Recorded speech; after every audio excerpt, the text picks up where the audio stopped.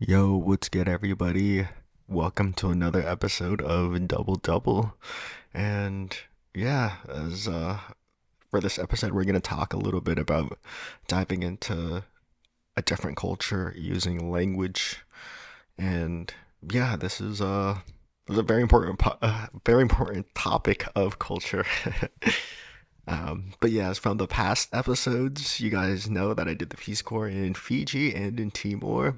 So I just wanted to share a little bit of some of the experiences from immersion within learning a new culture. And yeah, because it's a culture podcast, we'll be touching everything related to culture. So traveling, food, language, everything in between. But yeah, the language. First off, the language. I'll break this down into a couple different chapters. So the importance of just starting, immersion and travel to that country, getting the repetitions in, playing, and my experience of learning a new language at the end. So yeah, as you may know, there of this very popular Chinese proverb, a journey of 1,000 miles begins with a single step, and that is super true.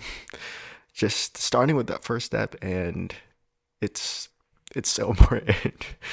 And I'm already stoked for you because you're starting your journey, and that it's just so important because if you never start, you will never try, or you'll never know until you try. um, yeah, and then immersing yourself with the language and the culture. If you really love that place, you're gonna go over there and at least check it out. Check out the food, check out the language, check out all these other things. And then traveling and getting immersed and just to hear the sounds and the language and some of the words and yeah, just being audio is important. I mean, you're listening to this on the podcast or on YouTube, so yeah, it's audio is super powerful. Or the language and sounds and everything is a very powerful thing. So yeah, language being a huge part of the culture, traveling to the country. It's fun if you already know it, all that if you already know the language, but it's also really fun if you go to a place where you don't understand a single word. It's just such a different and unique experience. But depending on your travel or your purpose of travel, you can stay in your comfort zone and just hang out, speak English, and chill out when you're traveling to that country. um, or just go to a country that already speaks English, or you can go to the deep end and try and communicate with like simple gestures, uh, simple phrases, broken words, or have a bunch of phrases you memorized, or carry around a little mini dictionary. The movie Lost in Translation is also really good if you're interested in it was Bill Murray. Yeah, going to Japan. It's a really good movie. It actually inspired me to go to Japan. So yeah, it was one of the movies. There was a lot of different factors to go to Japan.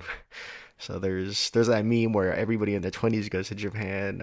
My friends did go to Japan, and that movie. So and a bunch of other movies and anime. So it was a fun thing.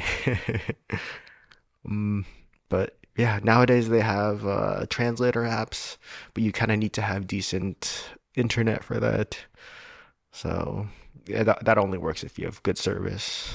And yeah, it's very different to be out of your comfort zone, and it's fun. Highly recommend it too. So yeah, when you go in country, you'll just be constantly learning and absorbing and taking in new things while you're learning this new language. And I think the best way to speed up your language is just to go to that place. It's really easy just to say, yeah, just drop a couple $1,000 and go to a new place. But yeah, it is just, it's different than consuming media in that language. That is a very good supplemental thing to do while you're learning, but being in countries, nothing can really beat that for sure while you're learning. But yeah, so like for example, if you're learning Spanish in the US, you can go to like a predominantly Spanish speaking area in the US, but if you break it using English, it kind of breaks that repetition, it kind of breaks that rep. and so you don't really learn too much from the mistakes. But when you're in the deep end and you go to a country where they don't understand English or your mother tongue, you're kind of forced to practice in that local language on wherever you're visiting, thus reinforcing getting that, turning that fail into a learning and maybe solidifying that word or phrase in the future. So, yeah, just drinking some water here, some really good water. um, but yeah, getting the reps in, getting the repetitions, going to the gym, or it's like going to the gym, you know? So you think of your language session as like a workout, you know? As a workout session, you're lifting weights, you're going to the bench, you're gonna start off, let's say you're only benching like 60 kg, which is like a plate. And then over time, you keep going to the gym a couple times a week, you go for a year, and then you end up benching more than that, like 70, 80, 90 kgs. And in like a year or two, like you end up learning really fast or getting stronger really fast and just keep getting better and getting stronger. But the same thing happens with a language. You immerse yourself with that language and you just keep at it over a few weeks. You get more comfortable, you get better. And then a few months, you're like, oh my gosh, I'm way better than how I started. So that, yeah, just starting is just so important. But then again, you don't want to burn out. You can go for a little bit and then, yeah, and then you quit. So or you stop going. Then that's a break in that repetition. So just trying to get those reps in, and try not to burn out. And yeah, it's kind of like the same with anything. If you're like learning to get good at a game or a school subject, a sport, or an instrument, even if you just keep showing up, you'll get better at it over time. And yeah, doing it, just trying to figure out a schedule. Like if you can do it every day or 3 times a week, whatever works best for you, then do that. So you kind of figure out how you can fit it into your schedule and to how your goals are. One interesting story that I read was of Alyssa Liu, the Olympic ice skater. She's totally like all over the internet and just like she broke the internet. I think there's so many cool, everybody was just so stoked that she won and was super happy. And yeah, you can just tell that having fun and like all of that stuff accumulated from, I don't know, just having fun and with the sport, you know. But reading into her story, she had like such a strong base from practicing early on, and she let the sport consume her, and then it just was not fun for a while. So she did have like a bunch of success early on, a bunch of accolades, and then retired from the sport, and then was burnt out from the sport for a little bit. Took like a 2 year break, and then came back and won the gold medal, which is pretty amazing. So, congrats to Alyssa. If she's watching this or listening to this podcast, let me know so we can interview you. I'd be down. But yeah, she just needed a little break from the sport, but she had such a strong foundation early on that it made it like really easy to pick up and just keep building off of that base. And then it resulted in a gold medal, so that was pretty awesome. Um, but yeah, I mean, burnout is such a challenging thing. So, uh, well, let's like break down the word burnout, right? From a like cooking, from like a cooking perspective, right? When you're making food and then you burn something, that you either added too much heat or too much heat and time to that protein or vegetable or whatever you're cooking, so it won't really taste that good. So yeah, it really is just a balance of everything. Um, yeah, like burning out in a language or a sport or food, it really is kind of challenging. But yeah, once you start and then you build that base, and whether let's say you're in Alyssa's shoes. Um, she was very young, built a really strong base as a kid, and then she had to eventually learn how to balance like life and being in enjoying the sport, you know. But for let's see, for food, you know, getting that balance between time, heat, and yeah, everything. And then also just considering the type of food you're cooking too, like a chicken, beef, vegetables, they all have different cook times and they can be cooked in very different ways too. So like boiling or frying something or searing something. Yeah, all of that stuff is just different. So, but yeah, different languages, different activities, different sports, they all require different ways and balance and to get that perfect crust if you're searing a steak or something, you know.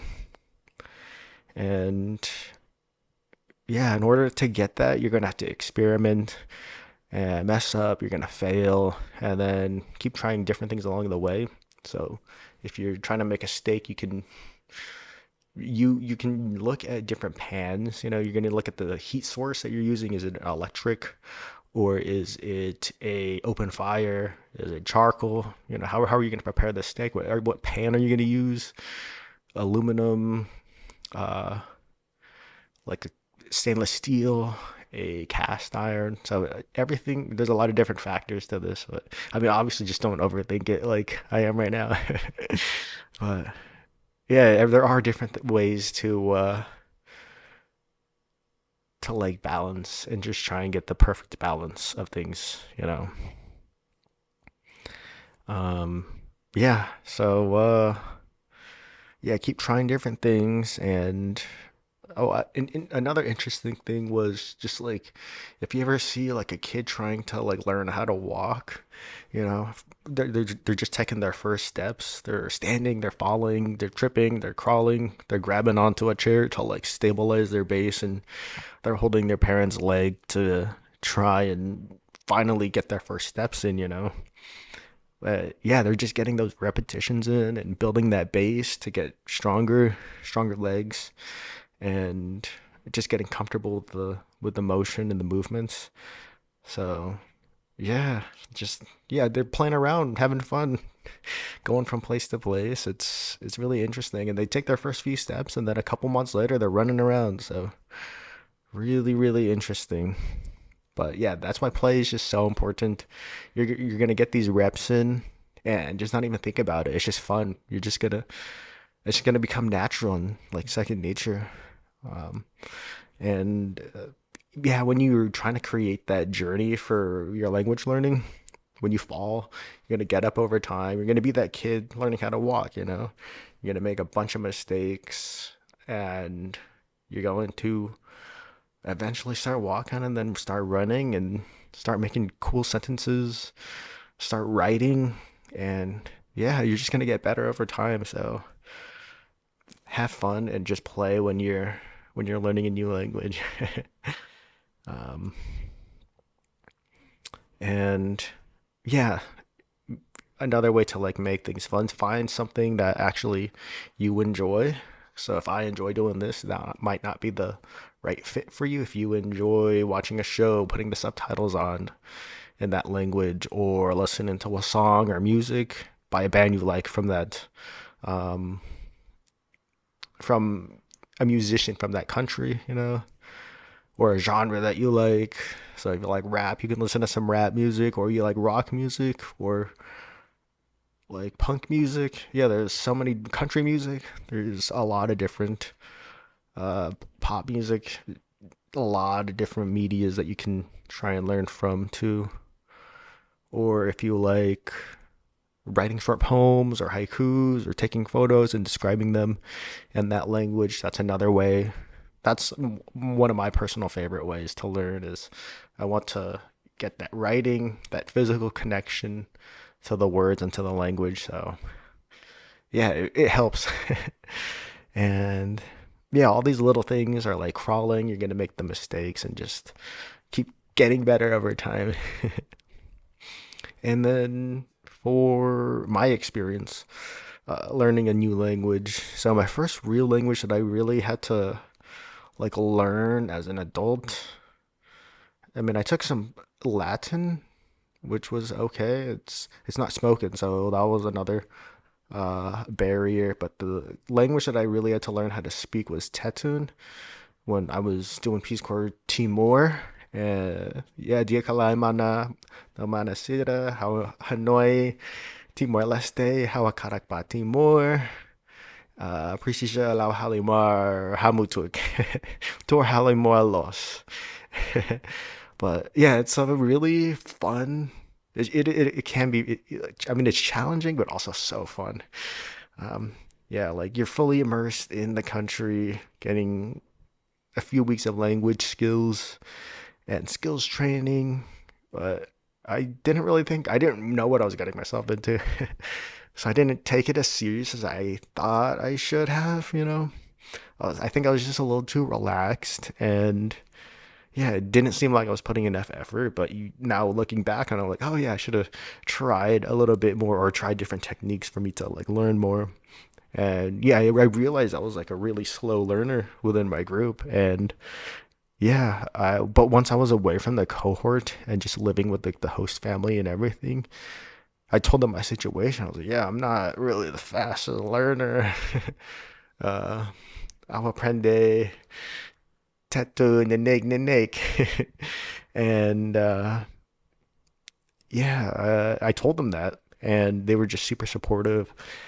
Uh, they were like, "Yeah, you're still learning," um, and they actually brought out like a whiteboard for me to like in the living room or in the dining room, so we could put like new words that we learned together, or create new sentences together. So it was such a nice and memorable like gesture that I'll definitely remember forever.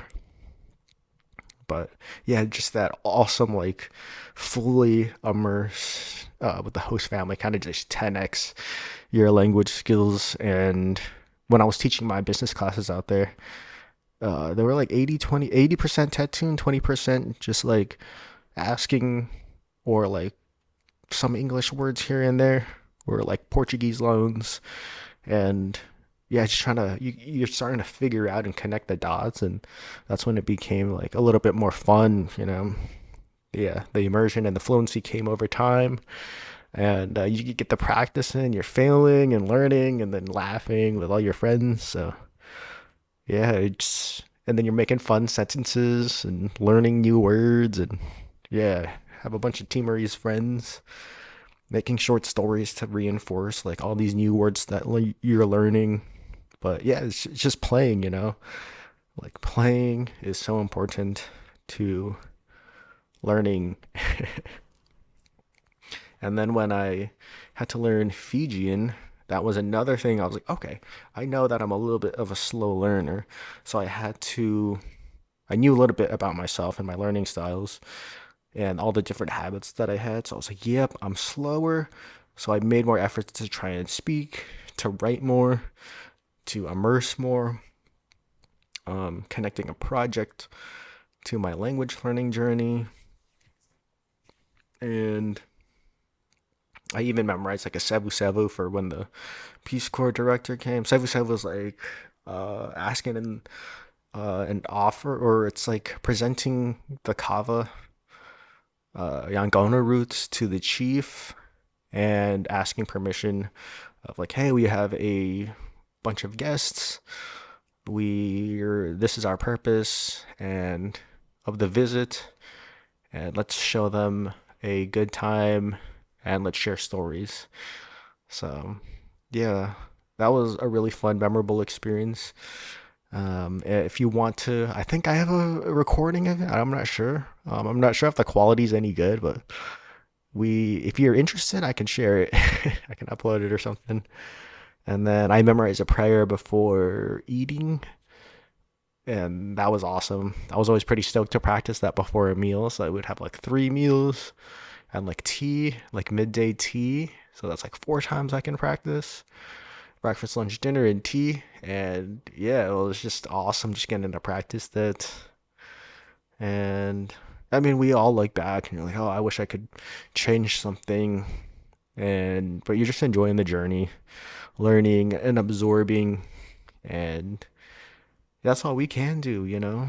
So yeah, whatever happens, happens from Spike Spiegel, from Cowboy Bebop.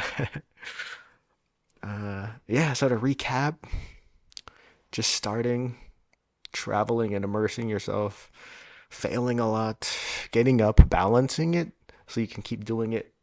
It's a sustainable, long like journey, and you enjoy it and just playing, having fun over time, and then once you start to play, you get really good, or you really enjoy it, and then you just get start to get good at it. um, but yeah, thanks again for watching this or listening to this episode of Double Double. Please share it with some friends. Send me some culture memes. Send me some memes on the Instagram page at Big Dawgs Gotta Eat vlog. So yeah, thanks again. Take care now.